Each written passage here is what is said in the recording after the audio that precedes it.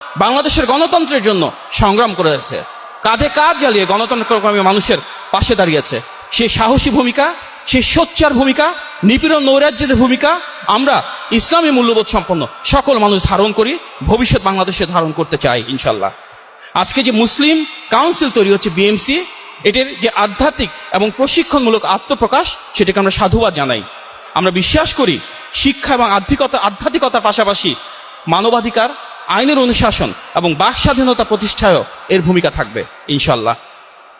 আমরা সর্বোচ্চভাবে, সর্বান্তকরণভাবে আপনাদের পাশে থাকব, সাথে থাকব এবং ইনশাল্লাহ ভবিষ্যৎ গণতান্ত্রিক বাংলাদেশে আমরা চেষ্টা করব যারা কওমি আলেম রয়েছেন ঐতিহ্য অনুসারে পরিপূর্ণ স্বাধীনতা, সার্বভৌমত্ব এবং স্বায়ত্তশাসন রেখে এখতিয়ার ধারণ করেই কওমি শিক্ষাকে কিভাবে সরকারি সহযোগিতায় আরো সমর্থন দেওয়া যায়, কিভাবে দাওরায়ে হাদিস সনদের যে স্বীকৃতি তথাকথিত বা কাগজে রয়েছে সেটিকে বাস্তবিকভাবে সনদের মূল্যায়নের মাধ্যমে আমরা বিদেশি উচ্চতর শিক্ষাকে আরো সহজকরণ করতে পারি, যা প্রতিবন্ধকতা রয়েছে সেটাকে দূর করতে পারি।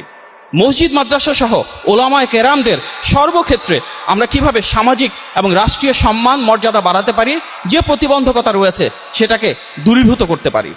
শিশুদের মেধা ও মননে ইসলামী ভাবধারা গড়ে তোলার জন্য স্কুল শিক্ষা কার্যক্রমে যেসব ধর্মীয় শিক্ষক রয়েছে সেখানে কোনো দলীয়করণ না, সত্যিকার যারা আলেম, যারা সত্যিকার যোগ্য, ওনাদেরকে সর্বোচ্চ অগ্রাধিকার দিতে পারি।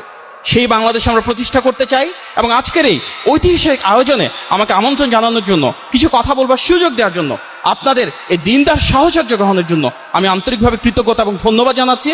এই সংগঠনের আপনাদের সবার উত্তরোত্তর সাফল্য, সমৃদ্ধি এবং অগ্রগতি কামনা করছি এবং আমার নেতা বিএনপির ভারপ্রাপ্ত চেয়ারম্যান জনাব তারেক রহমানের পক্ষ থেকে আপনাদের মোবারক এবং সালাম পৌঁছে দিচ্ছি। আসসালামু আলাইকুম।